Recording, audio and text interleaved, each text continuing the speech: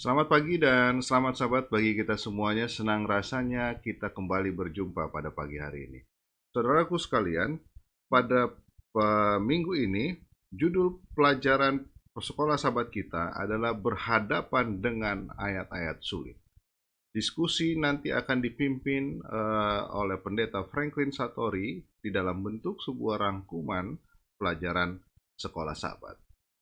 Saudaraku sekalian, yang menjadi pelayan kita pada hari Sabat pagi ini di dalam acara kebaktian sekolah Sabat yang membawakan ayat inti dan doa nanti adalah anak kami Oscar Papudi dari Batam. Lalu kemudian bacaan mision akan dibawakan oleh saudara Walcott Silalahi. Lagu pujian akan dibawakan Deta Karya Sister dan rangkuman diskusi sekolah Sabat akan dibawakan oleh Pendeta Franklin Satori. Jadi mereka lah yang akan melayani kita sepanjang kebaktian sekolah Sabat ini. Mari kita akan mulai perbaktian ini. Kita akan dengarkan ayat inti sekolah Sabat kita dan kita akan awali dengan doa yang akan dibawakan oleh Oscar Papudi.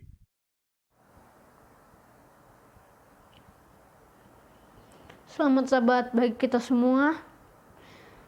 Ayat inti pada Sabat hari ini adalah 2 Petrus 3 ayat 15 sampai 16. Anggaplah kesabaran Tuhan kita sebagai kesempatan bagimu untuk beroleh selamat, seperti juga Paulus, saudara kita yang kekasih, telah menulis kepadamu menurut hikmat yang dikaruniakan kepadanya. Hal itu dibuatnya dalam semua suratnya apabila ia berbicara tentang perkara-perkara ini. Dalam surat-suratnya itu ada hal-hal yang sukar difahami, sehingga orang-orang yang tidak memahaminya dan yang tidak teguh imannya memutarbalikkannya menjadi kebinasaan mereka sendiri, sama seperti yang telah mereka buat dengan tulisan-tulisan yang lain. Mari kita sama-sama berdoa. Dan Yesus, terima kasih atas sahabat yang telah berikan. Berkatilah membawa acara ini, berkati juga acara ini supaya baik-baik saja ya Tuhan. Berkati kami yang ada di sini supaya tidak kena COVID-19 ya Tuhan. Berkati kami yang ada di sini. Inilah doa anakmu, dalam nama Yesus kami berdoa dan mengucap syukur. Amin. Baik, terima kasih Oscar yang telah memulai dengan doa pelajaran kebaktian kita pada pagi hari ini. Saudaraku sekalian, Saudara Walcott Silalahi adalah sahabat saya dulu waktu kami masih kecil. Dan saat ini beliau bertugas di SMA Nusra, kalau tidak salah, atau SLA Nusra di Kupang. Beliau akan menceritakan bagaimana sebuah kejadian yang terjadi pada beberapa waktu yang lalu terhadap dirinya, dan bagaimana campur tangan Tuhan yang telah menyembuhkan dia. Mari kita dengarkan kesaksian dari Saudara Walcott Silalahi. Selamat sahabat, saudaraku, Bapak Ibu yang saya kasih dalam Tuhan Yesus. Saya berterima kasih pada pagi ini diberikan kesempatan untuk menyampaikan kesaksian di mana peristiwa yang pernah saya alami tanggal 7 April kemarin. Saya terjatuh di sini, terjatuh pada saat bermain badminton. Sesuatu hal yang tidak pernah saya pikirkan. Dan kesaksian saya pada pagi ini saya beri judul Tiap-tiap celaka dari dulu. Ketika terjatuh, saya terjatuh dengan telentang. Saya peluk raket, sehingga anak yang bermain dengan saya berpikir bahwa saya bercanda. Tapi karena dibangunkan, tidak juga bangun, tidak sadar, lalu mereka bergegas lari kejar, panggil orang tua, dan orang tua datang. Orang tua juga masih bercanda, yaitu Kak Grace masih bercanda. Abang Wel bangun sudah. Oh ya lupa, nama saya perkenalkan diri dulu, nama saya Walcott Silalahi. Saya mengajar di SMA Advent Nusra. Di jemaat saya sebagai ketua jemaat SLA Melbaki. Dan saya lanjutkan sekarang. Di waktu peristiwa itu Kak Grace bilang, Bang Wel bangun sudah, yang bercanda lah. Tapi oleh karena air mata keluar dari kedua belah mata saya, lalu diraba bagian belakang saya ini ada darah, baru Kak Grace juga spontan panggil berteriak. Lalu datanglah teman-teman rekan kerja yang tinggal di kompleks ini, yaitu mereka segera angkat saya ke rumah sakit, angkat ke mobil dan dilarikan ke rumah sakit. Setiba di rumah sakit saya sadar tapi muntah, rumah sakit Kartini. Lalu saya tidak tahu lagi, oleh karena tidak sadarkan diri. Ceritanya dari rumah sakit Kartini saya dirujuk ke rumah sakit umum Bajati Yohanes. Di rumah sakit Yohanes saya sadar, muntah lagi, tidak sadarkan diri lagi. Lalu langsung dibawa ke ruang ronsen dan CT scan. Dari hasil ronsen CT scan mengatakan bahwa ada pecah di sini dan darah sudah menggumpal di otak. Nah, oleh karena tenaga medis atau dokter ahli bedah tidak ada lagi berhalangan di rumah sakit umum, sehingga saya dirujuk ke rumah sakit Siloam.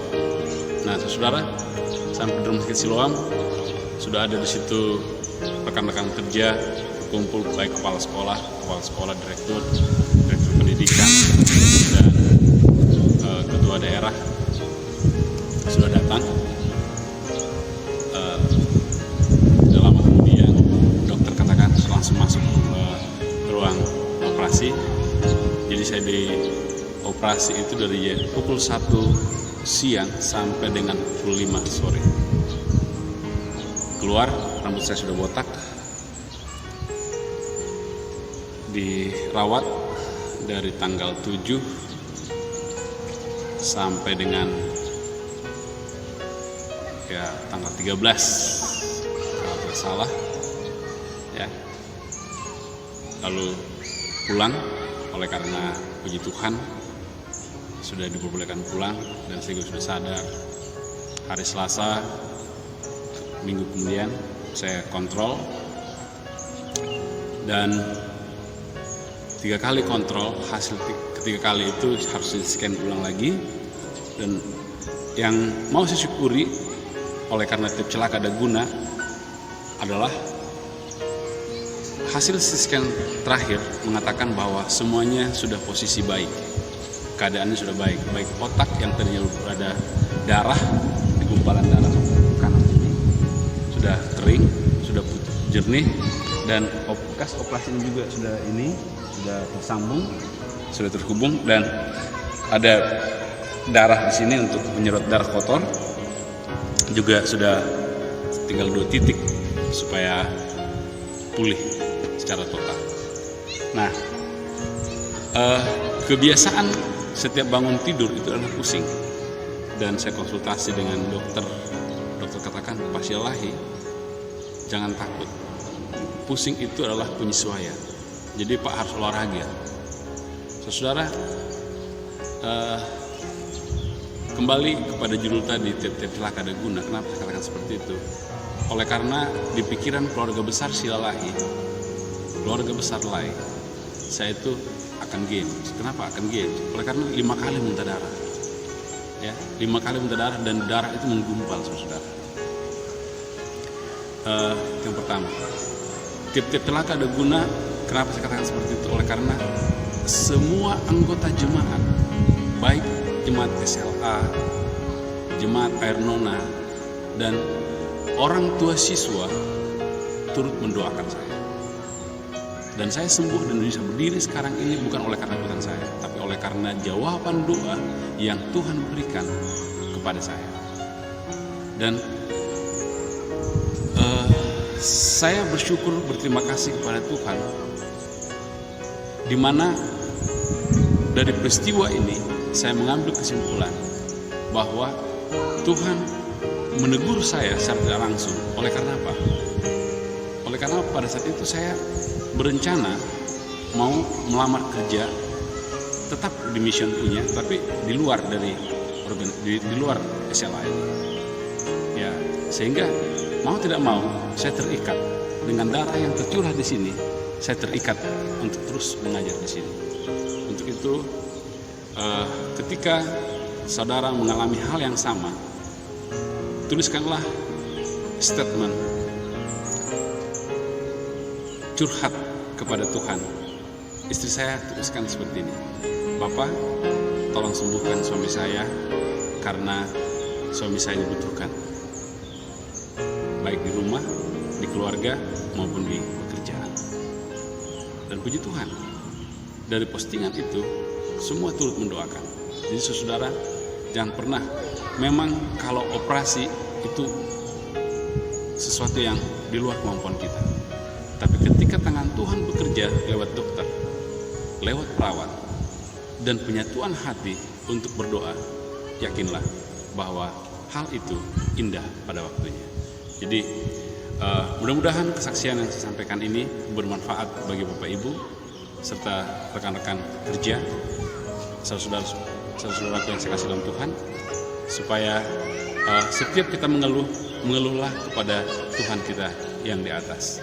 Oleh karena dengan kita mengeluh kepada Dia akan memberikan yang terbaik sesuai dengan janjinya. Justru dalam kelemahanmu sukacitaku sempurna. Iman kita bekerja di saat kita lemah. Iman kita bekerja di saat kita berdoa. Iman kita bekerja di saat kita merendahkan hati di depan Tuhan.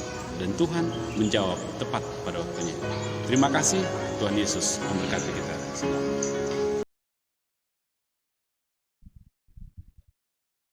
Terima kasih kepada Walcott yang sudah membawakan kesaksian bagaimana penyertaan Tuhan ketika dia mengalami sebuah kecelakaan dan harus dioperasi. Pengalaman yang beliau alami itu juga dapat berlaku kepada kita. Asalkan kita mau menyerahkan diri kita, memohon kepada Tuhan, meminta agar Tuhan memberikan mujizatnya kepada kita. Baik, saudaraku sekalian, 3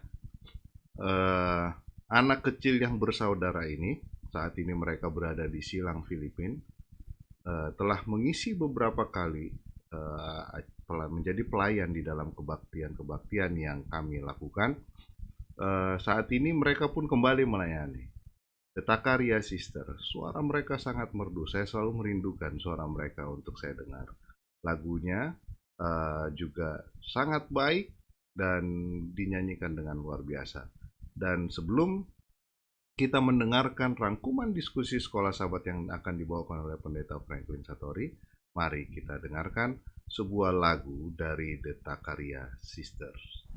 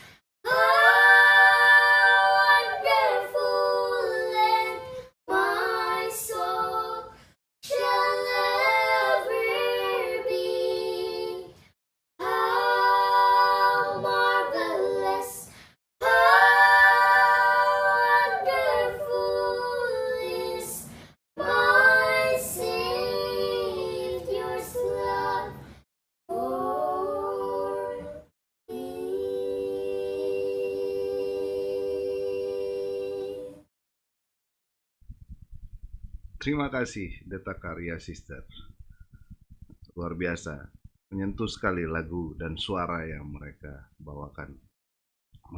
Saya ucapkan juga terima kasih kepada keluarga Bang Pendeta Geri Takaria yang saat ini menempuh pendidikan di Ayas, yang sudah mau membantu pelayanan kita selama ini, dan beliau juga sudah membawakan khotbah pada waktu itu. Terima kasih, sukses selalu Bang Geri dan keluarga Kaan yang ada di Filipina, biar pendidikannya semoga bisa berjalan dengan baik dan selesai pada waktunya. Baik saudaraku sekalian, kita akan dengarkan rangkuman diskusi Sekolah Sabat yang sudah disiapkan oleh Pendeta Franklin Satori dari Surabaya. Kita sama-sama dengarkan.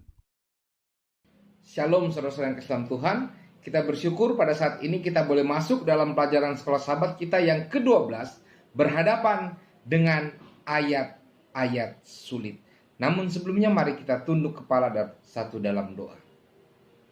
Tuhan Allah kami yang bertakhta dalam kerajaan surga, kami bersyukur dan berterima kasih pada saat ini kami boleh mempelajari pelajaran Sekolah Sabat kami.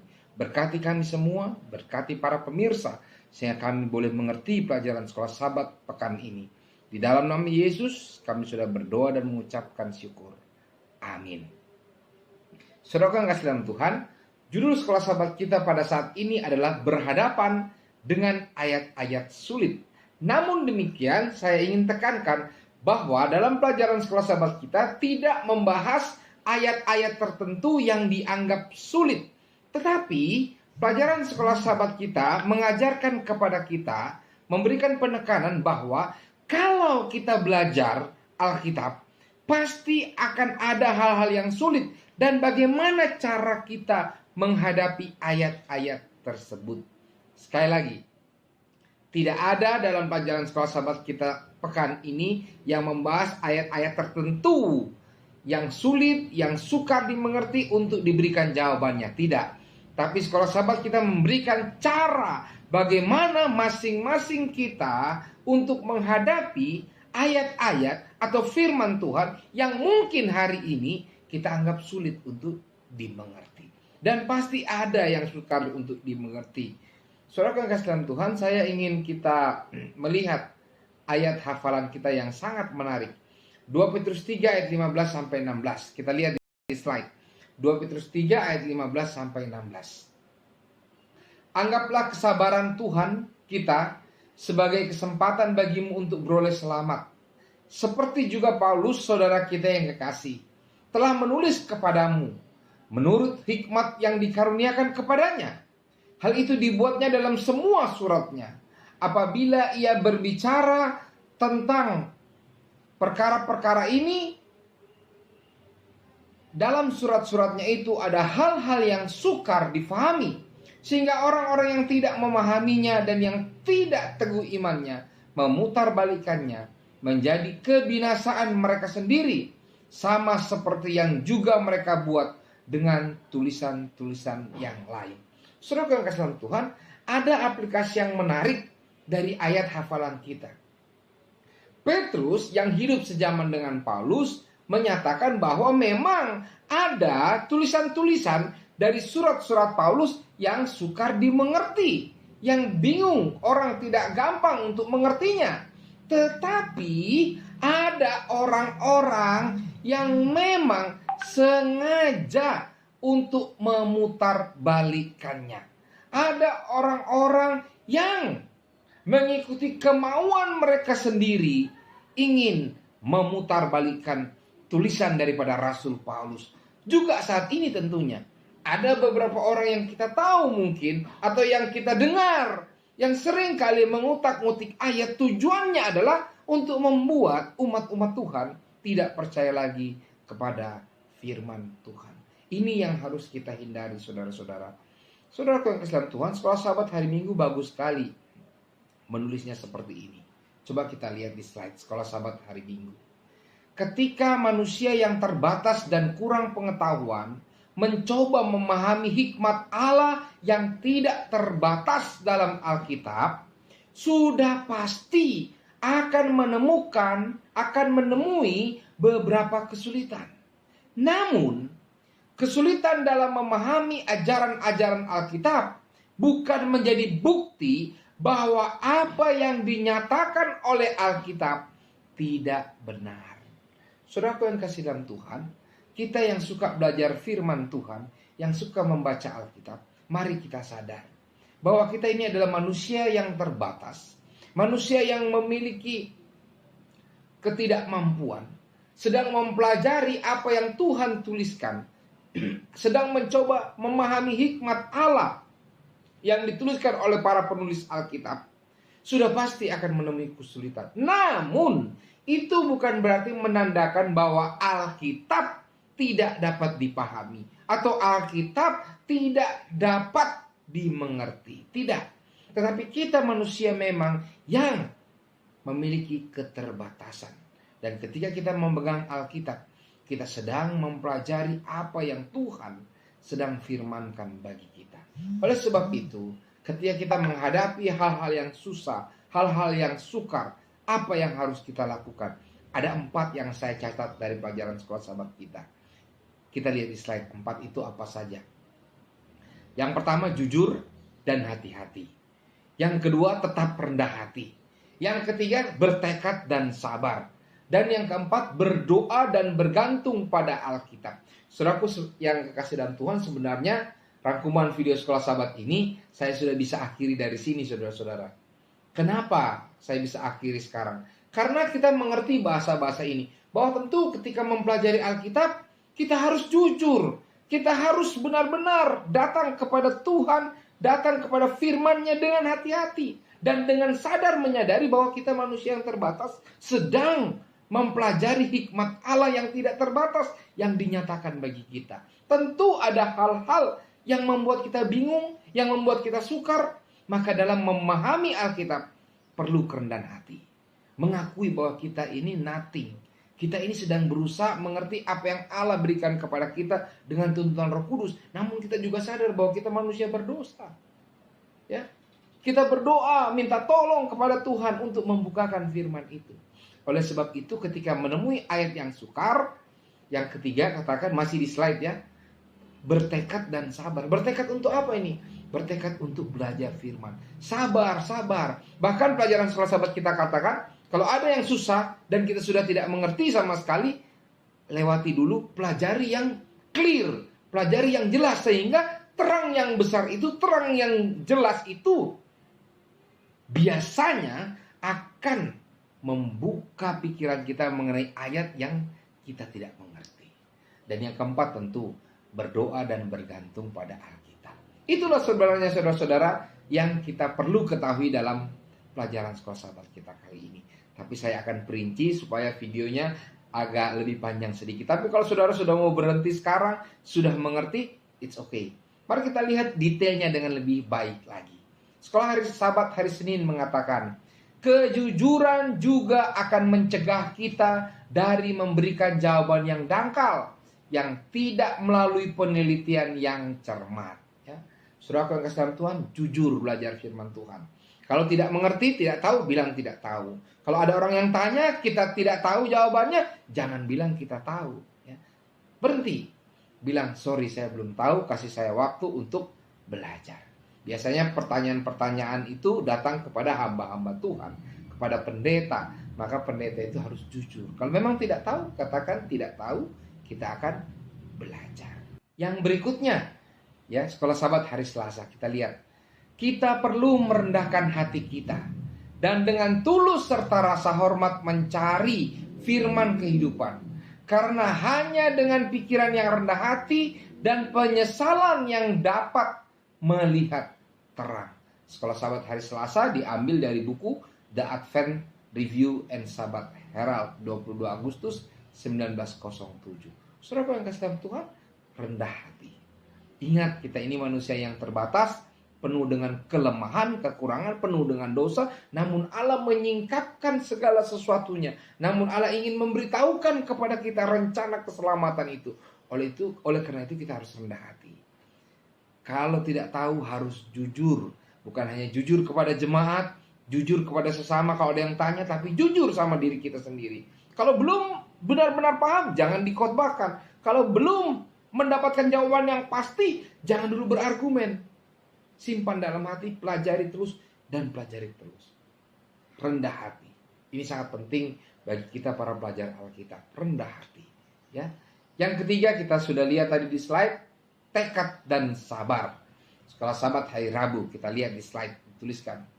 Ketika beberapa kesulitan tidak dapat diuraikan, bahkan dengan upaya terkuat Anda untuk menyelesaikannya, apa yang dikatakan? Tinggalkan dulu untuk sementara waktu. Dan sementara itu lakukan apa yang telah jelas-jelas ditunjukkan Allah kepada Anda. Saudara yang kasih dalam Tuhan, luar biasa ya. Pelajaran sekolah Sabat kita mengatakan, kalau ada yang kita tidak tahu, tinggalkan dulu. Ya, pelajari apa yang Anda tahu, apa yang telah jelas-jelas Allah tunjukkan kepada kita hari ini dalam pelajaran. Dan biasanya terang yang jelas itu, terang yang sudah pasti itu akan memberikan terang kepada ayat yang kita sedang pelajari, yang kita tidak tahu. Tinggalkan dulu. Jangan, wah harus cepat, harus dapat. Ya, biasanya memang begitu kalau Anda suka belajar Alkitab ya, suka belajar firman Tuhan. Kalau ada sesuatu yang tidak ketemu itu, dicari terus. Hati-hati, nanti mendapatkan jawaban yang asal-asalan. Lebih baik berhenti dulu sejenak, istirahat dulu, baru mempelajari terang-terang yang lain, firman Tuhan yang lain yang sudah jelas kebenarannya. Dan itu akan memberikan penyinaran terang kepada ayat yang kita belum mengerti. Ya. Sekolah Sabat hari Kamis mengenai punya tekad dan sabar, sudah berdoa dan bergantung pada Alkitab. Yang terakhir saudara-saudara, kita mempelajari dalam pelajaran hari Kamis bahwa kita perlu belajar firman Tuhan dengan berdoa dan bergantung pada Alkitab. Izinkanlah Alkitab itu menerangkan dirinya sendiri. Apa artinya menerangkan dirinya sendiri? Apakah Alkitab akan bicara kepada kita? Tidak tentunya ya. Kita mengerti bahwa kita harus membaca Alkitab itu dengan seksama, membandingkan ayat dengan ayat, chapter dengan chapter, kitab yang satu dengan kitab yang lainnya, ya, sehingga kita mendapatkan jawaban yang pasti. Kalau sudah tidak dapat jawabannya, tinggalkan dulu. Belajar yang jelas-jelas dulu, dimengerti dengan baik, baru kita biasanya yang terang besar itu yang sudah jelas akan menerangi firman yang kita belum mengerti. Susah untuk dipahami ya. Sekolah Sabat hari Kamis yang terakhir. Belajar menggali kebenaran-kebenaran besar yang terdapat dalam Alkitab adalah salah satu hal terpenting yang dapat kita lakukan. Ada banyak kebenaran dari Alkitab yang major tentunya. Yang itu perlu kita pegang, yang perlu kita aplikasikan. Pegang itu, baca terus menerus, aplikasikan itu, maka hal-hal kecil yang biasanya keluar waktu kita belajar firman Tuhan bisa diterangi dengan firman Tuhan yang kita sudah tahu, yang sudah jelas kebenarannya, yang perlu kita juga hidupkan dalam kehidupan kita sehari-hari. Saudara yang kasih dalam Tuhan, mengakhiri rangkuman video sekolah Sabat ini, saya ingin mengajak kita, ingat, bagi mereka yang suka belajar firman Tuhan, memang akan ada hal-hal, ada waktunya kita merasa ada ayat yang sukar untuk kita pahami. Kenapa begini, kenapa begitu? Kita harus ingat, yang kita harus lakukan adalah tetap jujur, hati-hati, tetap rendah hati, berdoa ketika belajar firman Tuhan. Kalau memang sudah tidak tahu, sudah buntu, jangan asal-asalan memberikan jawaban kepada jemaat ataupun kepada orang yang bertanya kepada kita. Lebih baik bilang tidak tahu atau tunggu, ya. Tapi ingat, tetap bertekad dan bersabar, ya, bersabar untuk menanti apa jawabannya. Dengan cara apa bersabarnya, Pak Pendeta? Dengan cara kita membaca firman Tuhan yang terangnya sudah benar, sudah jelas, sudah kita pahami. Biasanya ketika kita mempelajari terang yang besar itu, yang sudah kita tahu, maka itu akan menerangi ayat yang sempat kita bingungkan. Ya. Tetap berdoa dan bergantung kepada firman Tuhan saja, kepada Alkitab. Izinkan Alkitab itu menerangkan dirinya sendiri. Saudara yang kasih Tuhan, cintai Alkitab, cintai belajar firman Tuhan, sehingga itu boleh menguatkan kita di saat-saat seperti ini. Mari kita tunduk kepala dan satu jalan doa. Tuhan Allah kami di surga, terima kasih untuk pelajaran sekolah sahabat ini. Berkati kami ya Tuhan, berkati para pemirsa, sehingga di tengah-tengah pandemik hari ini, kami semakin giat untuk belajar. Kami semakin giat untuk memahami firman Tuhan. Memang Tuhan, ada hal-hal yang sukar bagi kami manusia yang terbatas ini. Tapi kami percaya, ketika kami datang kepadamu, Roh Kudus dicurahkan. Lambat laun, kami akan mengerti firman Tuhan yang sedang kami pelajari ini. Bahkan kami aplikasikan dalam kehidupan kami. Terima kasih Tuhan, di dalam nama Yesus kami sudah berdoa dan mengucapkan syukur. Amin. Saudara kasih Tuhan, bila Anda terberkati dengan rangkuman video sekolah sahabat ini, jangan lupa untuk subscribe dan bagikan rangkuman video ini, sehingga Anda juga akan mendapatkan renungan pagi setiap harinya. Tuhan memberkati kita semua.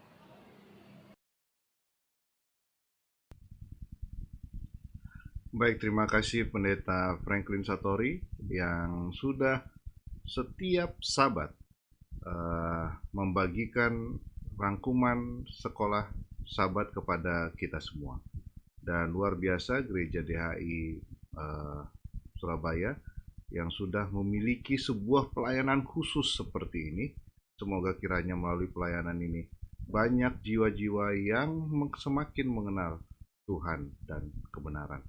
Saudaraku sekalian, pada inilah akhir dari kebaktian sekolah sahabat kita pada pagi ini, dan kita akan beralih kepada kebaktian khotbah, di mana kebaktian khotbah pada sabat hari ini diberi judul When Jesus Kicked Out Racism Out from Christianity, yang akan melayani kita dalam kebaktian khotbah pada sabat ini adalah ada dua lagu pujian yang akan kita dengarkan.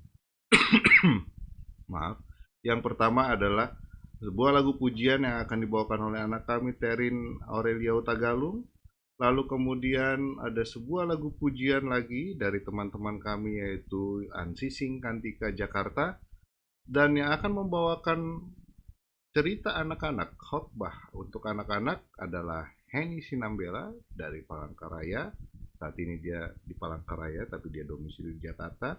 Dan yang memberikan khotbah kepada kita pada hari Sabat ini adalah pendeta muda Julius Widodo Sihotang.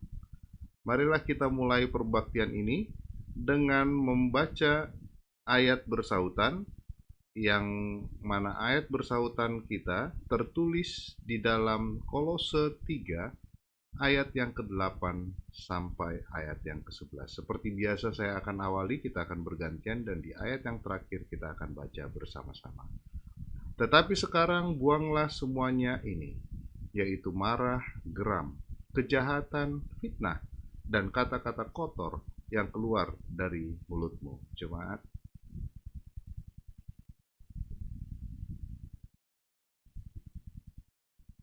dan telah mengenakan manusia baru yang terus-menerus diperbaharui untuk memperoleh pengetahuan yang benar menurut gambar Khaliknya. Sama-sama, dalam hal ini tiada lagi orang Yunani atau orang Yahudi, orang bersunat atau orang tak bersunat, orang barbar atau orang Skit, budak atau orang merdeka, tetapi Kristus adalah semua dan di dalam segala sesuatu. Kita sama-sama tunduk kepala dan kita berdoa. Allah Bapa kami yang bertahta di dalam kerajaan sorga, kami puji nama-Mu Tuhan oleh karena kesehatan, perlindungan, dan sukacita yang telah Kau berikan kepada kami sampai pada hari ini. Hamba-Mu bersama dengan umat-umat-Mu Tuhan yang kami terpisah satu dengan yang lainnya, datang berbakti pada hari Sabat ini sambil memohon pengampunan akan segala dosa-dosa yang kami lakukan, Tuhan. Dan biarlah kiranya Tuhan selalu mengetuk dan menjamah hati kami, sehingga di dalam kehidupan kami di masa-masa yang akan datang, kami dapat lebih setia dan tentunya menjadi manusia yang baik di hadapan Bapa. pada hari ini, pagi ini, kami akan mendengarkan firman Tuhan yang akan dibawakan oleh sahabat kami Pendeta Julius Syihota. Kiranya Tuhan berkati firman ini, agar kiranya firman ini dapat menjadi kekuatan bagi iman kami, sehingga kami semakin dekat, semakin setia menanti kedatangan-Mu yang kedua kali. Bapa yang di sorga, kami juga tak lupa rindu mendoakan sahabat-sahabat kami, saudara-saudara kami, umat-umat Tuhan dimanapun mereka berada, yang saat ini mungkin membutuhkan pertolongan Tuhan melalui jamahan kesehatan. Biarlah kiranya Tuhan hadir di tengah-tengah mereka, menyembuhkan penyakit mereka, memberkati makanan, minuman, serta obat-obatan yang mereka gunakan, agar kiranya mereka dapat memperoleh berkat kesembuhan hanya dari tangan-Mu saja. Demikian juga dengan saudara-saudara kami yang lain yang mungkin mengalami kehilangan pekerjaan. Biarlah kiranya Tuhan juga memberkati mereka, menunjukkan jalan yang terbaik agar mereka dapat memperoleh kembali pekerjaan. Yang lemah iman, yang memiliki pergumulan hidup, biarlah kiranya Tuhan datang dan jamah mereka. Tak lupa kami berdoa untuk pemerintahan kami, dari yang tertinggi sampai yang terendah. Biarlah kiranya Tuhan memberkati para pemimpin kami masing-masing. Berikanlah kepada mereka kebijaksanaan dan rasa takut akan Tuhan. Biarlah kiranya apa yang mereka lakukan juga dapat setuju dengan kehendak-Mu, dan bangsa ini dapat segera terlepas dari pandemi virus corona yang kami hadapi saat ini. Biarlah kiranya berkat Tuhan sepanjang hari Sabat ini menjadi bagian kami. Doa ini kami serahkan di dalam nama anak-Mu Yesus yang menjadi juru selamat dan penebus kami. Amin. Mohon maaf saudaraku sekalian. Baik, sebelum kita mendengarkan cerita anak-anak yang akan dibawakan oleh Kak Heni Sinambela, kita akan dengarkan terlebih dahulu sebuah lagu pujian yang akan dibawakan oleh anak-anak juga, yaitu Terin Aurelia.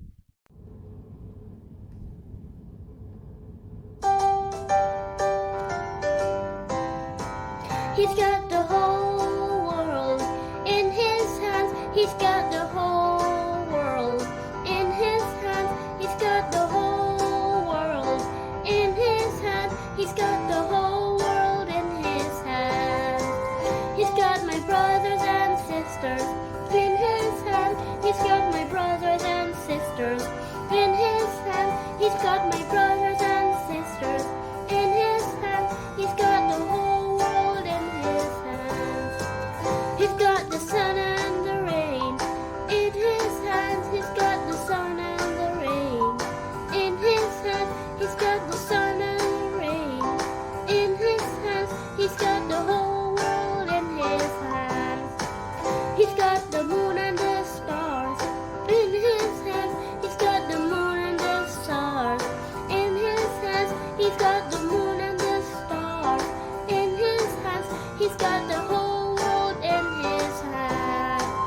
He's got the whole world in his hands. He's got the whole world in his hands. He's got the whole world in his hands. He's got the whole world in his hands.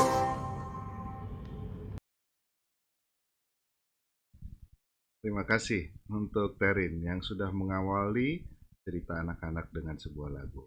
Saat ini kepada anak-anak yang mungkin hadir di sana bisa mendekat, karena Kak Heni akan membawakan sebuah cerita kepada anak-anak sahabat ini.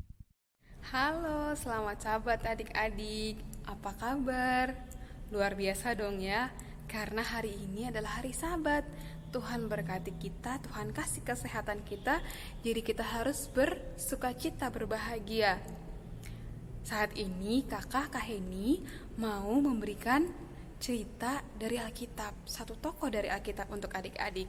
Kira-kira siapa dia? Adik-adik dengar baik-baik, karena nanti kita akan tebak-tebakan nih. Di akhir Kak Heni akan kasih tahu siapa namanya. Di dalam Alkitab ada seorang yang sangat baik, sangat benar di mata Tuhan. Tuhan mengasihi dia dan Tuhan memberkati dia. Kira-kira berkat-berkatnya apa aja sampai dia diberkati dengan limpah, kata mereka. Dia adalah orang yang terkaya di bagian timur katanya. Dia punya istri 1 dan Tuhan memberikan dia 10 orang anak. 10 orang anak. Rame banget dong rumahnya. Kebayang gak adik-adik punya 10 orang di dalam rumah? Enak gak punya teman bermain banyak?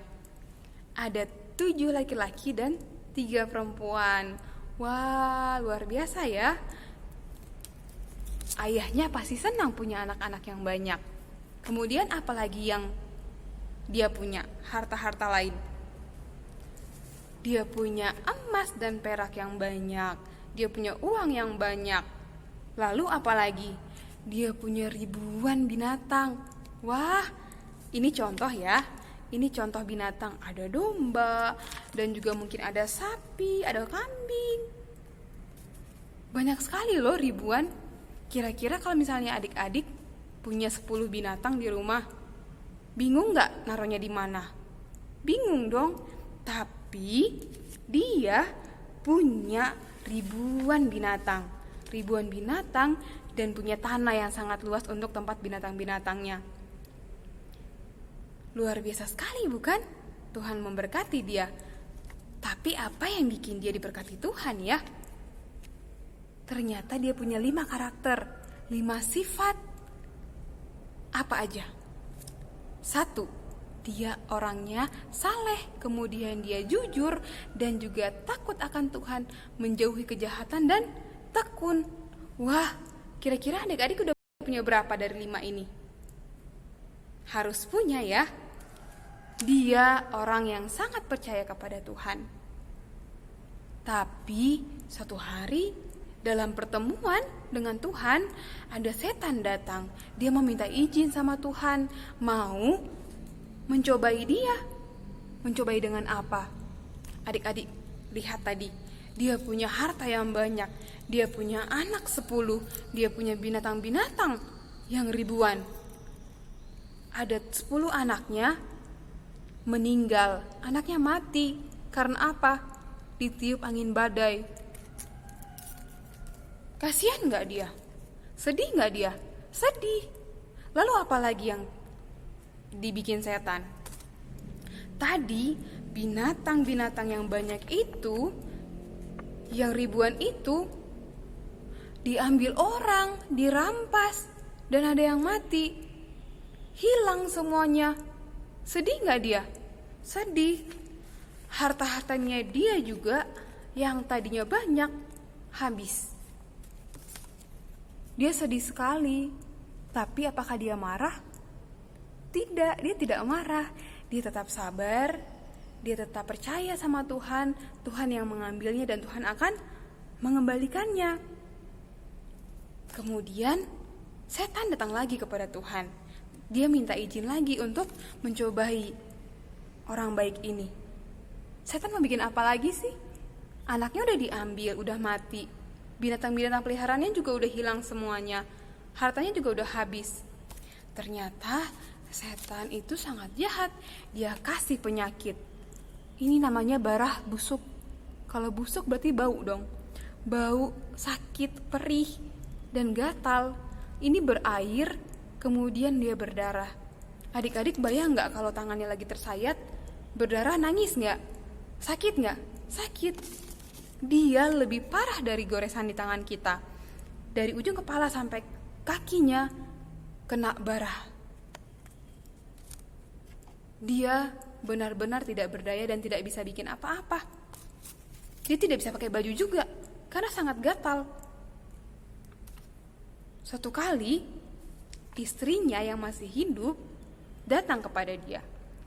Dia bilang, "Kenapa kamu masih saja tekun, kamu masih saja saleh, kenapa kamu tidak mengutuki Tuhanmu?" Lalu dia marah kepada istrinya. Dia bilang, "Kamu berbicara seperti orang gila." Karena istrinya tidak menguatkan dia dalam kondisi yang sangat tidak baik. Adik-adik boleh lihat ini, dia dikunjungi oleh 3 sahabatnya. 3 sahabat, tapi mereka tidak mau mendekat karena busuk. Karena mereka juga tidak percaya dengan apa yang terjadi dengan orang baik ini. Ketika mereka berkumpul, dia dan 3 sahabatnya, apa yang mereka bilang? Ternyata mereka menuduh orang baik ini telah berdosa yang sangat besar, tidak menuruti Tuhan dan melanggar perintah Tuhan. Apakah itu benar? Tadi kita sudah ingat bahwa dia punya 5 karakter. Saleh, jujur, takut akan Tuhan, menjauhi kejahatan, dan tekun. Dia berdoa kepada Tuhan, dia meminta kepada Tuhan untuk berlaku adil, untuk melihat apa yang sudah terjadi kepadanya, karena dia tidak bersalah sedikit pun. Kira-kira Tuhan dengar nggak doanya? Tuhan dengar. Tuhan kembalikan dia seperti semula, dia sehat lagi, penyakitnya hilang. Dan teman-temannya datang membawakan banyak-banyak harta. Harta apa aja yang datang lagi? Binatang-binatang yang tadi udah sempat hilang, diambil orang, mati, Tuhan kasih lagi. Tuhan kasih 2 kali lipat, ribuan lagi. Wah, banyak sekali dong. Tapi dia masih punya tanah yang sangat luas untuk tempat binatang-binatang itu. Kemudian Tuhan kasih dia harta yang banyak, emas, perak, uang, melimpah. Apalagi coba?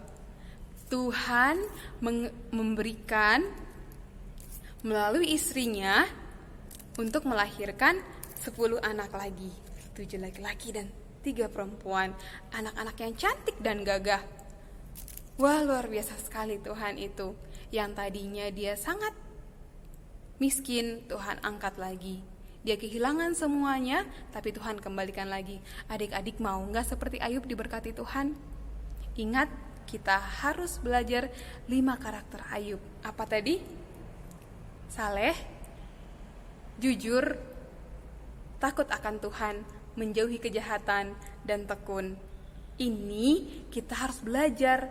Nanti sama orang tua belajar ini apa aja ya, bagaimana caranya, sehingga kita boleh diberkati Tuhan, kita boleh mendapatkan pendidikan yang baik, boleh pintar-pintar, punya mainan yang banyak, dan punya teman-teman yang juga Tuhan berkati. Jadi, dari sekarang kita harus berdoa, Tuhan akan kuatkan adik-adik semua untuk belajar punya 5 karakter yang tadi yang sudah kakak sebutkan. Oleh karena itu, kita akan berdoa untuk menutup cerita anak-anak ini. Kita tunduk kepala, kita berdoa. Bapa di surga, terima kasih untuk cerita Alkitab tentang Ayub yang Tuhan berikan untuk anak-anak. Biarlah ini boleh menjadi berkat untuk kami. Ampuni segala dosa kami Tuhan, di dalam nama Yesus kami berdoa, amin. Selamat sahabat adik-adik. Terima kasih buat Henny yang sudah membawakan cerita anak-anak kepada kita pada hari Sabat ini. Biar kiranya adik-adik memiliki 5 karakter yang tadi sudah disampaikan oleh Kak Henny yang dimiliki oleh Ayub, sehingga adik-adik nanti dapat diberkati oleh Tuhan di dalam kehidupannya di masa yang akan datang. Sekarang kita dengarkan kembali sebuah lagu pujian yang dibawakan oleh An Sising Kantika Jakarta sebelum kita mendengarkan khotbah.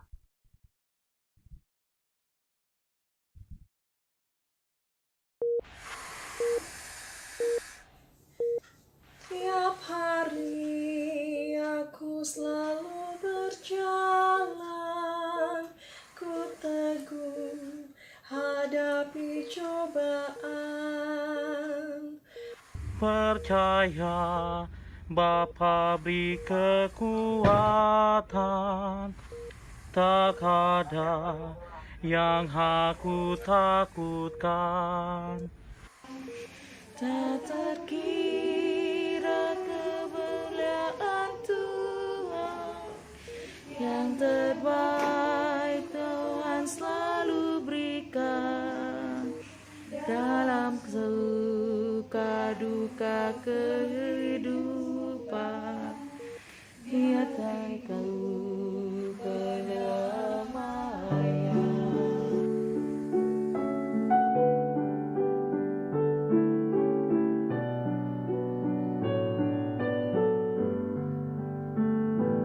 On the way my Savior leads me, what have I to ask beside? Can I doubt His tender mercy, who through life has been my guide? Heavenly peace, divine us comfort, hear my failing needs to dwell. For I know whate'er before me, Jesus doing all things well.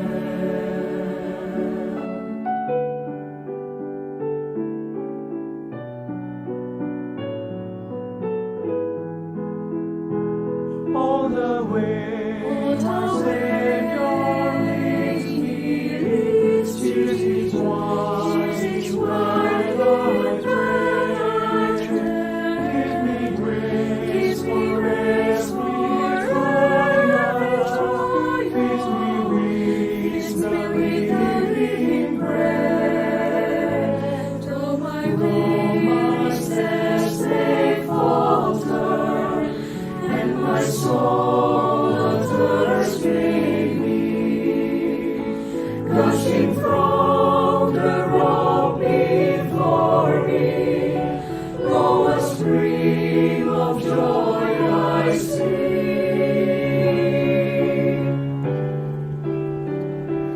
All the way my Savior leads me, all the fullness of His love, perfect rest to me is promised in my Father's house above. When my spirit goes immortal, wings its flight to realms of days. This my song through endless ages, Jesus led me all the way. This my song through endless ages, Jesus led me all the way. On the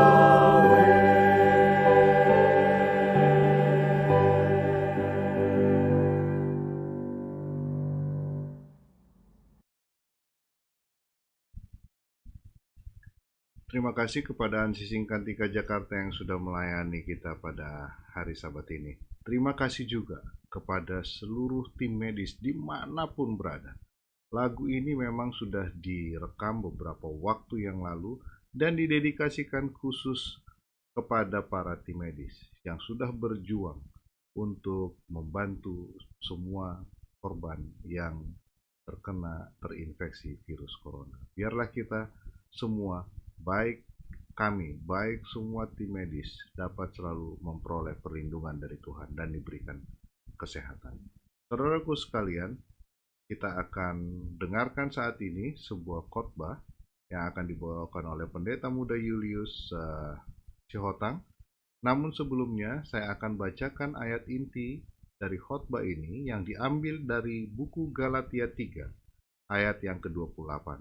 Dituliskan di sana, dalam hal ini tidak ada orang Yahudi atau orang Yunani, tidak ada hamba atau orang merdeka, tidak ada laki-laki atau perempuan, karena kamu semua adalah satu di dalam Kristus. Mari kita sama-sama mendengarkan sebuah khotbah yang akan dibawakan oleh Pendeta Muda Julius Sihotang.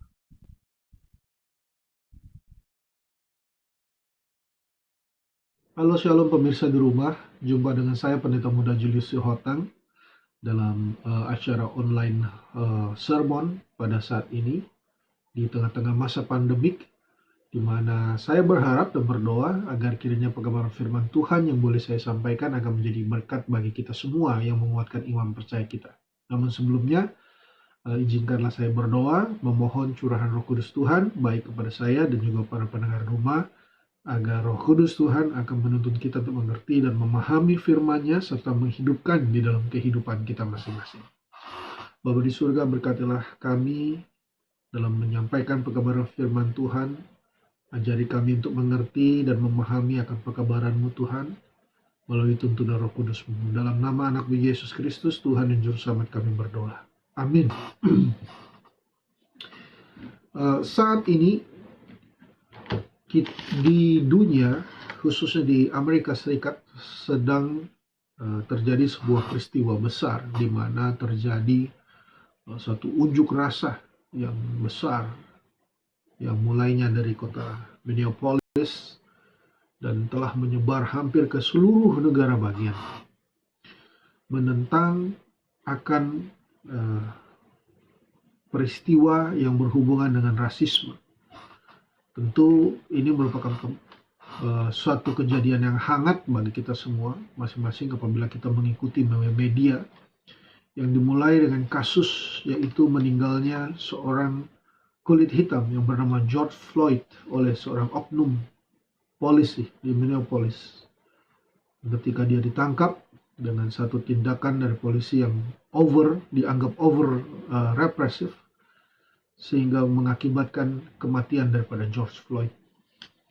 Hal ini juga mengingatkan bagi warga Amerika tentang kematian dari seorang kulit hitam juga yang bernama Eric Garner, yang juga harus meninggal karena tindakan yang represif dari oknum polisi di New York yang meninggal, dan di mana melalui kedua korban ini dikenal satu slogan yang disebut dengan I Can Breathe, di mana mereka mendapatkan satu tindakan yang kekerasan dan mengakibatkan mereka gagal bernafas dan akhirnya meninggal.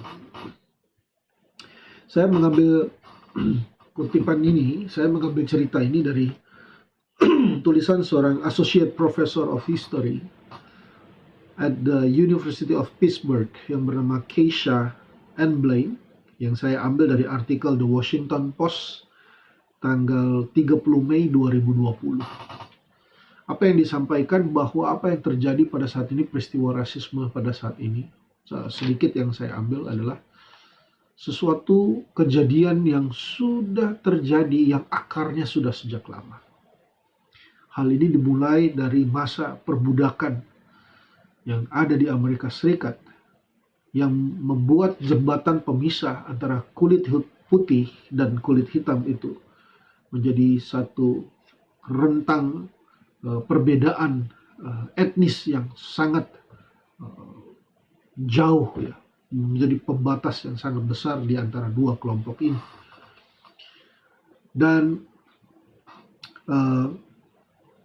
Keisha Ann Blaine juga mengatakan bahwa dulu pada masa perbudakan itu orang-orang kulit putih dijadikan pengawas bagi budak-budak kulit hitam. Dan kemudian pada akhir perang sipil di Amerika ada dikenal dengan Black Coats, di mana hak-hak dan mobilitas daripada warga kulit hitam sangat dibatasi.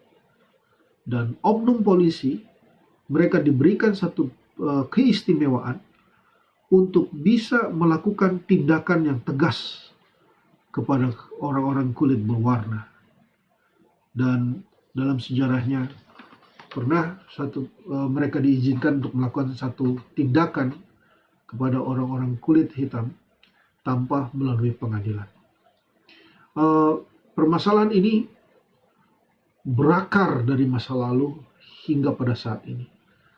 Dan puncaknya adalah ketika kematian George Floyd yang diliput oleh semua media, karena peristiwa itu betul-betul memang dapat dilihat, disaksikan oleh siapa saja melalui media YouTube dan media-media yang lain, yang menimbulkan kemarahan yang besar bagi Amerika dan juga dunia.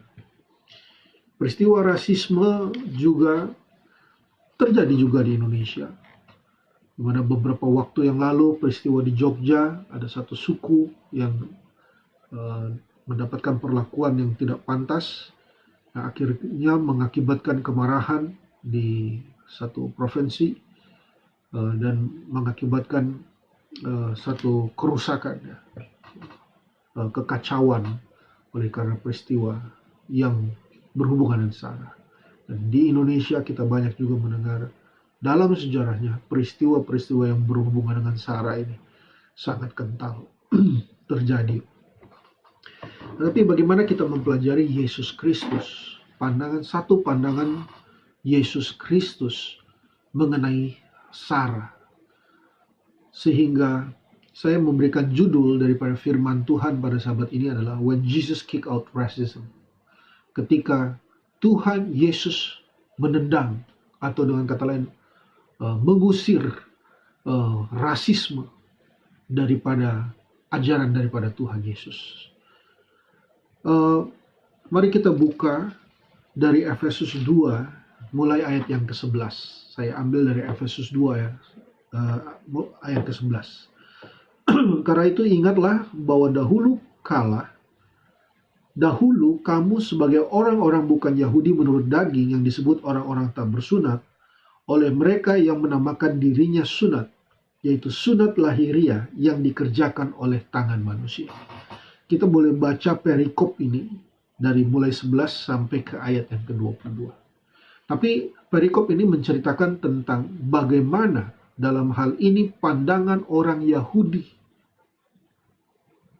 dalam menanggapi orang-orang non-Yahudi yang menjadi Kristen, dan bagaimana orang Yahudi menyebut mereka golongan yang tidak bersunat, dan mereka adalah orang-orang yang bersunat. Sehingga ayat ini sedang menceritakan satu kebanggaan yang berlebihan daripada orang-orang Yahudi, baik di dalam agama dan tradisinya, yang mereka menganggap bahwa mereka lebih tinggi atau lebih baik daripada suku-suku yang lain. Khususnya pada konteks pada saat ini adalah ketika banyak orang-orang Yunani yang bergabung dengan kekristenan. Ada beberapa hal yang kita pelajari daripada mengenai permasalahan mengenai sunat ini, di mana orang-orang Yahudi dapat disebut mereka memiliki satu kebanggaan yang berlebihan terhadap agama dan ajaran tradisi daripada keyahudian mereka. Kita lihat di ayat yang ke-14, dikatakan karena dialah damai sejahtera kita yang telah mempersatukan kedua pihak dan yang telah merubuhkan tembok pemisah, yaitu perseteruan. Inilah yang disebut oleh firman Tuhan bahwa perseteruan itu terjadi di antara orang-orang Yahudi dan non-Yahudi. Dan bagaimana perikop ini menceritakan bahwa Yesus Kristus menghancurkan permusuhan antara orang-orang Yahudi dan non-Yahudi. Dan melalui tubuhnya, melalui kematiannya, ia menjadikan orang-orang Yahudi, non-Yahudi, dan juga bangsa-bangsa lain menjadi satu di dalam Kristus. Atau yang disebut dengan bagaimana dia menghancurkan tembok pemisah kecurigaan kepada orang-orang daripada orang-orang Yahudi kepada orang-orang non-Yahudi. Mari kita mempelajari mengenai konteks daripada permasalahan antara orang-orang Yahudi dan non-Yahudi. Saya mengambil dari Kisah 11. Ada beberapa, saya ambil dari sudut pandang dari buku Kisah, dari buku Kisah Para Rasul.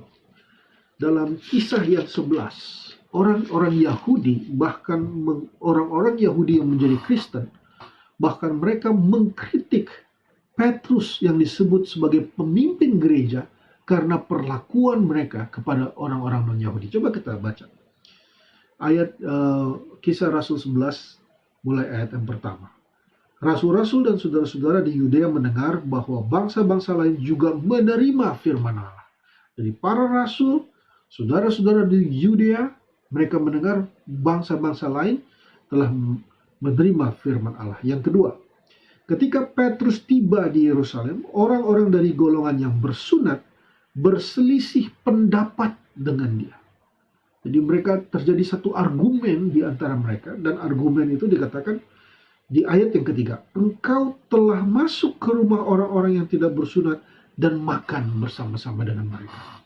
Ayat ini, pasal ini, konteksnya berhubungan dengan Cornelius, seorang perwira yang pasukan daripada Italia, yang dia bertobat menjadi bahagian daripada kekristenan.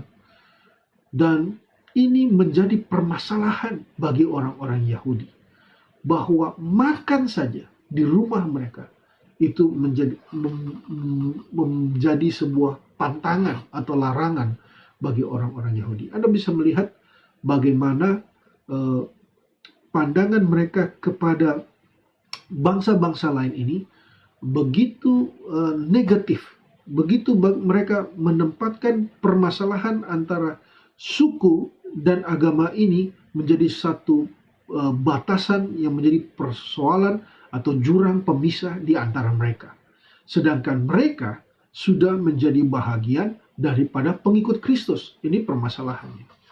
Nah, di konteks yang kedua dari buku Kisah, kita lihat di Kisah 15. Dalam Kisah 15, mari kita pelajari lagi. Kita lihat di ayat yang pertama. Beberapa orang datang dari Yudea ke Antioquia dan mengajar kepada saudara-saudara situ, jikalau kamu tidak disunat menurut adat istiadat yang diwariskan oleh Musa, kamu tidak dapat diselamatkan. Jadi mereka mengatakan bahwa kalau mereka tidak mengikuti adat istiadat kebiasaan daripada orang Yahudi, mereka menghubungkan dengan keselamatan. Ini menjadi pertanyaan, sejak kapan tradisi menjadi sebuah syarat bagaimana manusia dapat diselamatkan.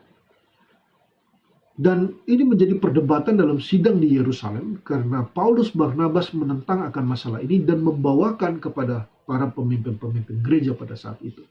Dan kemudian kita bisa mendapatkan kesimpulan bagaimana Roh Kudus menuntun pertemuan itu, dan mereka mengatakan bahwa tradisi bukan menjadi satu syarat seseorang atau suatu bangsa bergabung dengan kekristenan. Tetapi mereka harus menjauhkan diri mereka dari hal-hal yang berbau dengan penyembahan berhala, yang berhubungan dengan makanan, yang berhubungan dengan perzinahan, dan kehidupan-kehidupan yang lain yang dilakukan para penyembah-penyembah berhala. Nah, itu konteks yang kedua yang terjadi dalam permasalahan mengenai sunat ini, mengenai tradisi yang dipaksakan bagi orang-orang Yahudi kepada orang-orang non-Yahudi. Kemudian yang berikutnya dibahas di dalam Kisah Para Rasul 18 ayat 12. Mari kita baca. Akan tetapi setelah Galio menjadi gubernur di Akaya, bangkitlah orang-orang Yahudi melawan Paulus, lalu membawa dia ke pengadilan. Yang ke-13, apa yang disampaikan oleh orang-orang Yahudi ini? Kata mereka, ia ini berusaha meyakinkan orang-orang untuk beribadah kepada Allah dengan jalan yang bertentangan dengan hukum Taurat. Jadi mereka mempersalahkan bahwa Paulus ini dianggap mengambil orang-orang Yahudi menjadi Kristen, dan bagaimana banyaknya bangsa-bangsa lain menjadi bergabung dengan Kristen dan menjadi ancaman daripada agama dan pada tradisi Yahudi ini. Mereka mulai membuat cerita-cerita bohong bagaimana mereka dapat menjatuhkan Paulus, dan mereka menyampaikan bahwa Paulus telah mengajarkan satu ajaran beribadah kepada Allah yang mengesampingkan daripada hukum Taurat orang Yahudi. Dan kemudian di ayat yang ke-21, di kisah yang 21, kisah 21 ayat yang ke-21. Yakobus bahkan mengatakan, mengkonfirmasi kepada Paulus cerita yang dia dengar bagaimana orang Yahudi mempersoalkan pengajaran Paulus ini. Ayat 21. Tetapi mereka mendengar tentang engkau bahwa engkau mengajar semua orang Yahudi yang tinggal di antara bangsa-bangsa lain untuk melepaskan hukum Musa. Sebab engkau mengatakan supaya mereka jangan menyunatkan anak-anaknya, jangan hidup menurut adat istiadat kita. Ya. Dan inilah yang menjadi permasalahan kepada orang-orang Yahudi, sehingga itulah yang disebut sebagai permusuhan di antara Yahudi dan non-Yahudi. Dalam hal ini berhubungan dengan sunat, berhubungan dengan tradisi, adat kebiasaan, ataupun upacara yang berhubungan dengan upacara-upacara agama atau hukum Taurat yang diberikan Allah kepada Musa sebagai gambarannya hukum Taurat. Hukum-hukum dan segala ketentuannya, itulah yang dimaksudnya. Nah, apa yang kita bisa pelajari daripada pelajaran ini? Saudara-saudara, janganlah kita menjadi umat-umat Tuhan yang menjadi terlalu membanggakan akan apa yang disebut kepercayaan, apa yang disebut dengan keagamaan kita secara berlebihan. Tetapi kita mengesampingkan nilai Kristus yang harus ditinggikan di dalam kepercayaan maupun agama yang kita. Bahwa kita harus belajar dalam kehidupan umat-umat Tuhan agar jangan kita membuat sesuatu aturan-aturan atau kehidupan-kehidupan yang justru, aturan kehidupan yang justru menghalangi orang untuk datang kepada Yesus Kristus. Dengan membuat peraturan-peraturan yang sesuai dengan keinginan kita. Dan kadangkala peraturan itu datang daripada keinginan kita sendiri. Sehingga hal itu seringkali membuat orang justru terhalang untuk memandang Yesus Kristus di dalam kehidupan kita. Berapa kali kita sering membuat satu peraturan di dalam rumah tangga kita. Membuat peraturan yang justru menimbulkan kemarahan, dendam kepada anak-anak kita. Karena peraturan itu tidak didasarkan kepada kasih, tetapi hanya didasarkan kepada emosi semata. Atau kediktatoran daripada seorang tua. Bagaimana kita membuat peraturan di dalam gereja-gereja kita. Sehingga kita membeda-bedakan di antara kehidupan umat-umat Tuhan. Mengenai sukuisme, mengenai kelompok-kelompok, mengenai mereka yang hanya cocok dengan kita. Itu adalah sesuatu hal-hal yang menjadi sebuah kebiasaan yang diajarkan daripada orang-orang Yahudi. Ingat saudara-saudara, bahwa kematian Yesus Kristus telah menghancurkan aturan-aturan yang membuat permusuhan di antara orang-orang Yahudi dan orang-orang non-Yahudi ini. Ketika kita membuat aturan-aturan baik di dalam rumah tangga kita, baik di dalam gereja kita, di dalam segala hal dalam kehidupan kita, pastikan sebagai orang-orang Kristen yang menjadi pertanyaan ketika kita membuat aturan dan peraturan-peraturan ini. Apakah seseorang telah kita bawa untuk lebih dekat kepada Yesus Kristus, atau justru membuat mereka jauh daripada Tuhan? Sedikit tentang sunat kita bahas. Orang-orang Yahudi, mereka percaya bahwa mereka adalah bangsa pilihan daripada keturunan Abraham. Satu bangsa pilihan yang telah dipilih Allah dengan tanda sunat. Tetapi kalau kita pelajari sejak awalnya, bahwa kisah itu tidak seperti itu. Mari kita buka dalam Kejadian 17. Kita buka dalam Kejadian 17. Dalam konteks Kejadian 17 ayat 10 sampai 14 ini diceritakan seperti ini. Inilah perjanjianku. Kita harus lihat konteksnya bahwa ini adalah inisiatif Allah dalam membuat perjanjian dengan Abraham. Ya.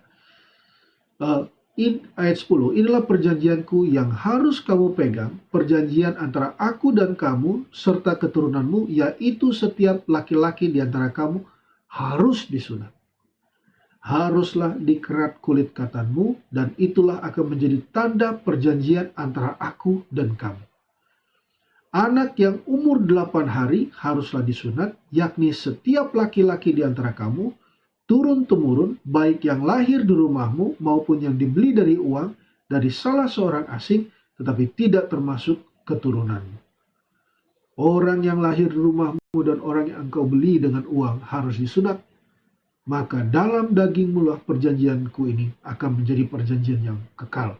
Dan orang yang tidak sunat, yakni laki-laki yang tidak dikerat kulit katanya, maka orang itu harus dilenyapkan dari antara orang-orang sebangsanya. Ia telah mengingkari perjanjianku. Setiap laki-laki yang lahir umur 8 hari, maka mereka akan disunat sebagai tanda perjanjian Allah dengan umat-umat pilihannya, yaitu keturunan Abraham.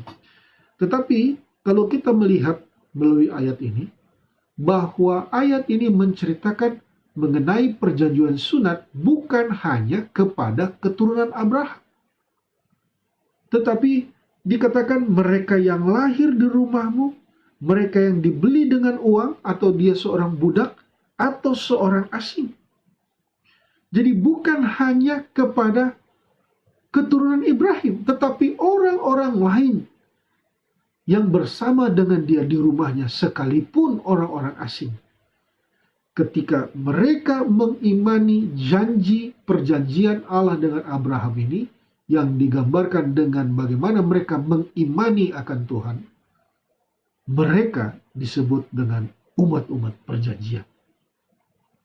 Jadi umat perjanjian sejak Kejadian 17 bukan dilihat daripada kelahirannya, tetapi dilihat daripada imannya kepada Tuhan. Hal ini dijelaskan oleh Rasul Paulus di dalam Roma 4 ayat 3 dan 9. Dalam Roma 4 ayat 3 dan 9.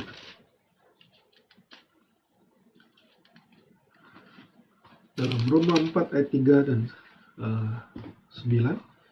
Sebab apakah dikatakan nas kitab suci? Lalu percayalah Abraham kepada Tuhan, dan Tuhan memperhitungkan hal itu kepadanya sebagai kebenaran. Bukan sunat itu yang bagi Tuhan dianggap satu jasa daripada Abraham yang menyenangkan hatinya. Tetapi karena Abraham percaya kepada Tuhan, itulah yang berkenan di hadapan Tuhan. Di ayat yang 9 dikatakan, adakah ucapan bahagia ini hanya berlaku bagi orang bersunat saja, atau juga bagi orang tak bersunat?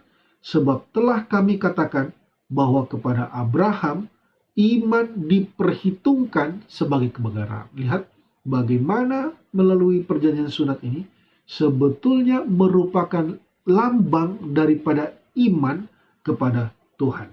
Ayat 11. Dan tanda sunat itu diterimanya sebagai meterai kebenaran berdasarkan iman yang ditunjukkannya sebelum ia bersunat. Jadi perjanjian, kalau kita lihat dalam Kejadian 17, perjanjian itu justru diterima oleh Abraham. Sebelum dia disunat, dia percaya, dan setelah dia disunat. Sehingga, mari kita baca lagi. Demikianlah ia dapat menjadi semua orang bapa, ia dapat menjadi bapa semua orang percaya yang tak bersunat, supaya kebenarannya diperhitungkan kepada mereka. Dan ayat 12, dan juga menjadi bapa bagi orang bersunat, yaitu mereka yang bukan hanya bersunat tetapi juga mengikuti jejak iman Abraham bapa leluhur kita pada masa ia belum disunat. Jadi bagaimana sejak awalnya bahwa melalui sunat itu menjadi satu lambang bagaimana Tuhan ingin memberikan keselamatan itu bagi seluruh bangsa yang percaya kepada Tuhan. Tetapi mengapa Israel yang dipilih? Mereka dipilih untuk menjadi saksi bagi seluruh bangsa untuk beribadah kepada Tuhan. Inilah sedikit tentang sunat dan bagaimana kita mempelajari bahwa hukum sunat itu adalah sebetulnya merupakan lambang daripada iman daripada Abraham.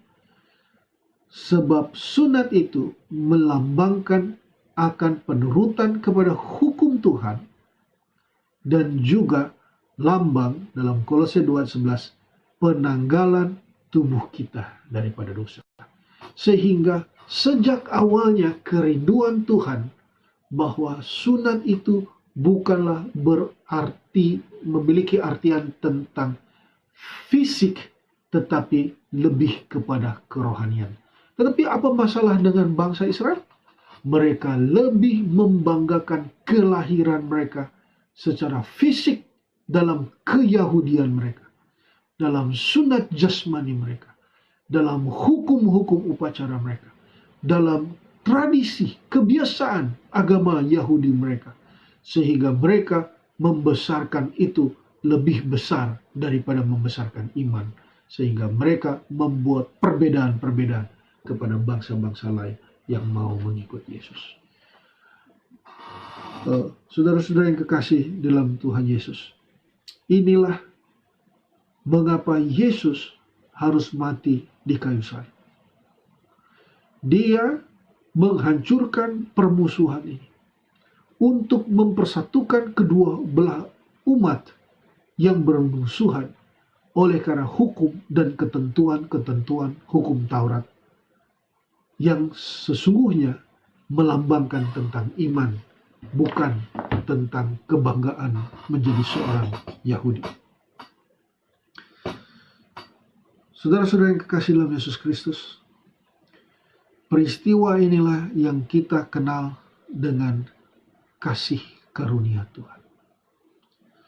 Sehingga melalui kasih karunia, oleh karena iman, oleh karena percaya kita kepada Tuhan Yesus, siapa saja daripada umat-umat Tuhan, tidak ada pembatasan dari segala bangsa, dari segala suku manapun, tidak ada lagi halangan untuk menerima keselamatan daripada Yesus Kristus.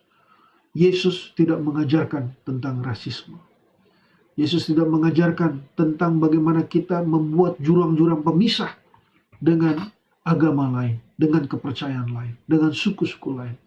Membuat kecurigaan yang berlebihan kepada kita sehingga kita sulit untuk bersatu dengan orang-orang yang ada di sekitar kita, dengan orang-orang gereja di sekitar kita. Oleh karena permasalahan-permasalahan di dalam kehidupan yang mungkin sering kita hadapi. Tapi Yesus telah mengajarkan bagi kita melalui pelajaran ini. Ia ingin umat-umat Tuhan bersatu di dalam Yesus Kristus. Itulah sebabnya ia harus mati di kayu salib menggenapi tuntutan hukum itu. Supaya kita dapat diperhitungkan oleh karena iman kita kebenaran Yesus, kesempurnaan Yesus yang diperhitungkan di dalam kehidupan kita. Sehingga kita oleh karena kasih karunia berhak untuk menerima keselamatan. Sebagai penutup, ada cerita tentang almarhum Steve Jobs, atau yang kita kenal penemu Apple, yang dengan produknya iPhone ataupun Apple Macintosh, yang sangat terkenal, yang sangat sukses produk yang telah dibuatnya. Steve Jobs rupanya memiliki hubungan masa lalu dengan seorang wanita ketika kuliah dan melahirkan seorang putri yang bernama Lisa Nicole Brennan Jobs. Tetapi Tetapi Steve Jobs tidak pernah mau mengakui akan putrinya daripada hubungannya di masa lalunya. Karena Steve Jobs menikah 2 kali daripada hubungan yang pertama, karena itu bukan pernikahan, tapi sebuah hubungan yang menghasilkan seorang anak perempuan. Dia tidak pernah mengakuinya. Selama masa mudanya sampai dia tua, dia tidak pernah mengakuinya. Sampai akhirnya Lisa, putrinya, membawa peristiwa ini, perkara ini ke pengadilan. Dan pengadilan memutuskan untuk uji DNA. Dan hasilnya adalah hampir 95%. Hasil daripada DNA itu menunjukkan bahwa Lisa adalah hampir 95% memiliki DNA yang serupa dengan Steve Jobs. Dengan kata lain, dia adalah putri daripada Steve Jobs. Tapi Steve Jobs selama hidupnya, dia tidak pernah mau mengakui akan Lisa. Bahkan sampai ia terkena sakit kanker.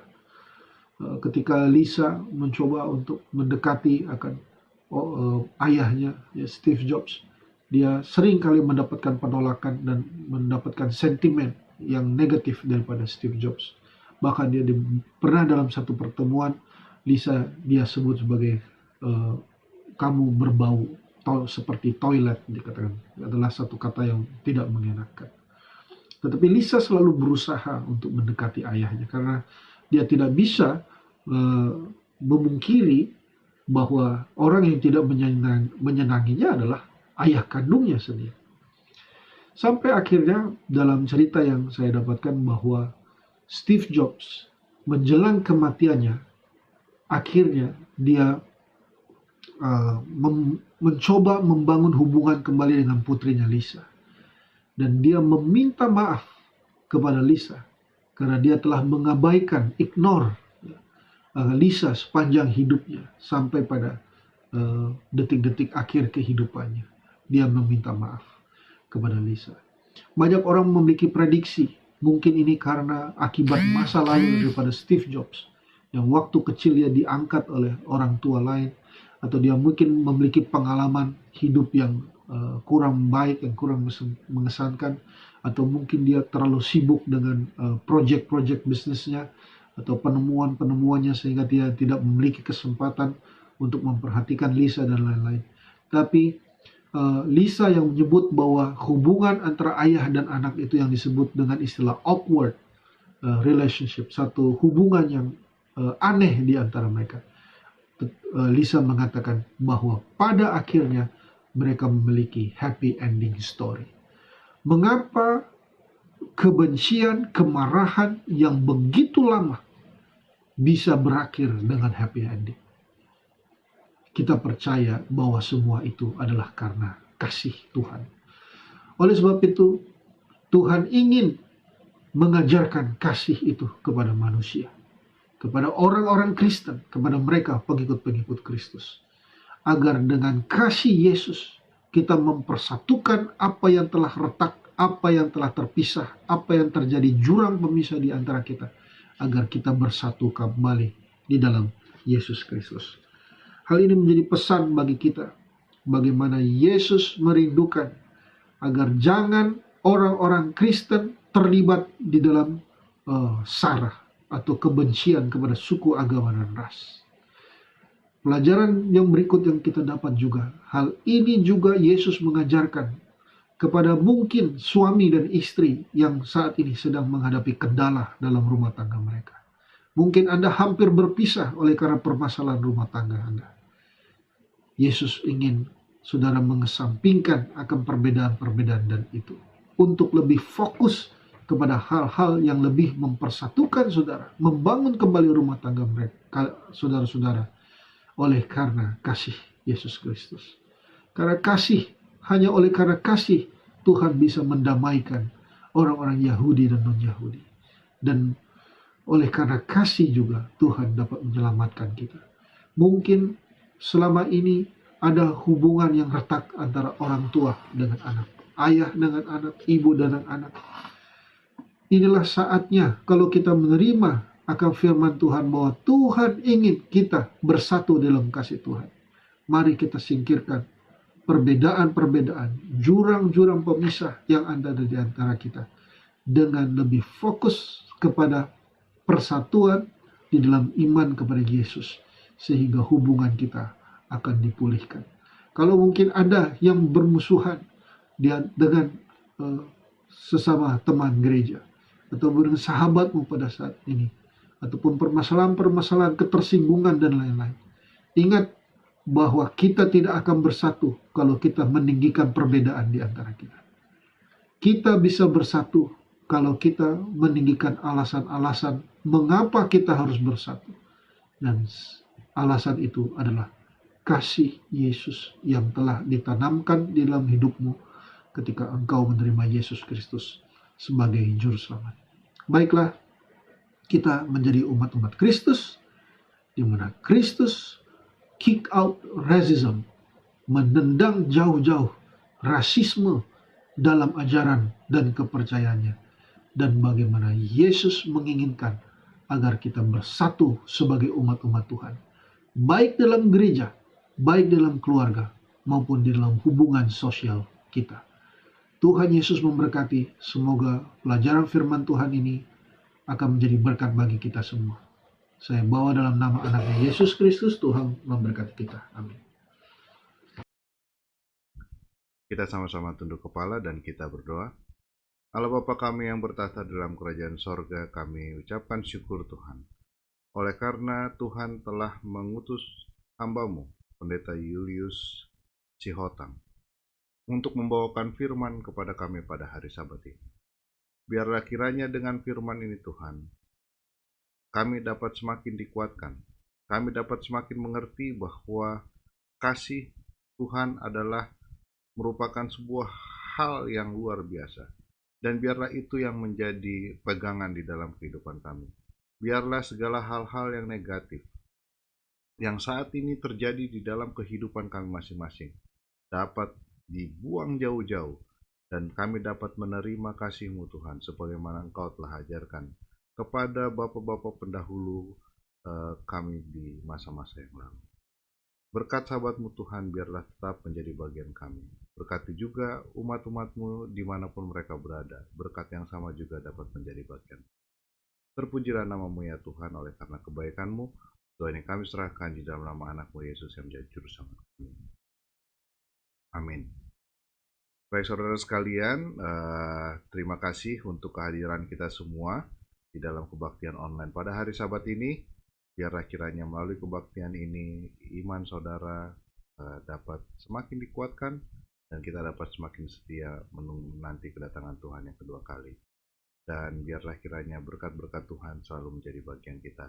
Saudaraku sekalian, kita akan akhiri kebaktian ini. Kembali saya berpesan kepada kita agar kiranya dapat mengundang saudara-saudara kita, sahabat-sahabat kita untuk kembali mengikuti kebaktian Rabu Sembahyang online di Rabu yang akan datang. Karena Clara Tobing akan membawakan firman kepada kita. Dan jangan lupa selalu ikuti anjuran pemerintah. Cucilah tangan secara berkala, gunakan masker ketika Anda pergi keluar rumah, dan selalu jaga jarak agar kita tetap di dalam perlindungan Tuhan dan memperoleh kesehatan. Tuhan memberkati kita.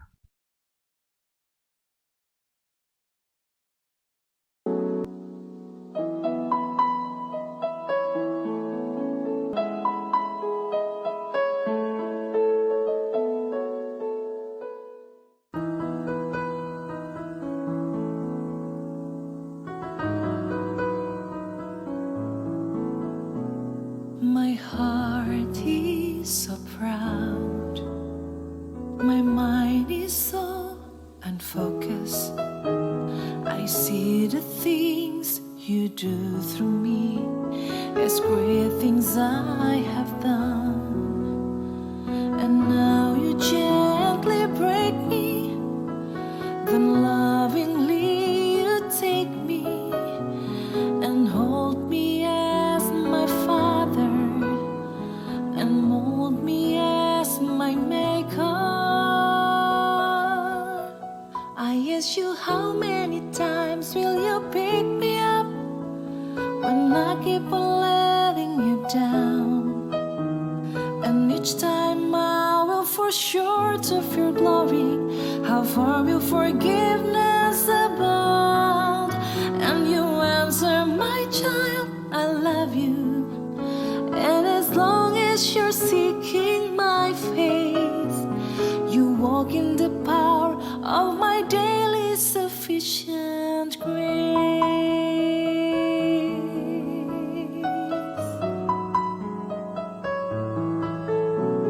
At times I may grow weak and feel a bit discouraged, knowing that someone somewhere could do a better job.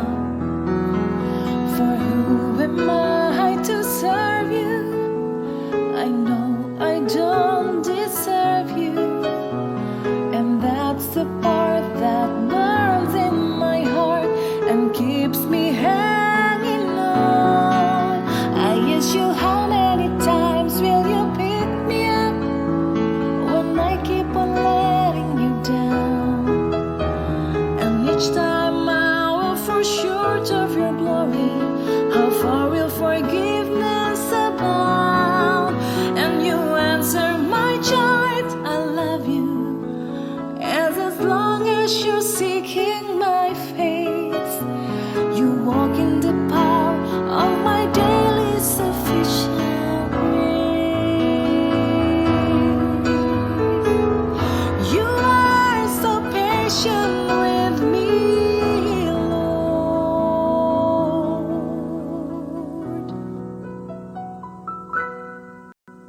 As I walk with you, I'm learning what your grace really means. The price that I could never pay was paid at Calvary. So instead of trying to repay you, I'm learning to simply obey you by giving up my life to you for all that you've given to me. I ask you, how many times will you pick me up when I keep on letting you down? And each time I will fall short of your glory. How far will forgiveness abound? And you answer, my child, I love you. And as long as you're seeking my face, you walk in the power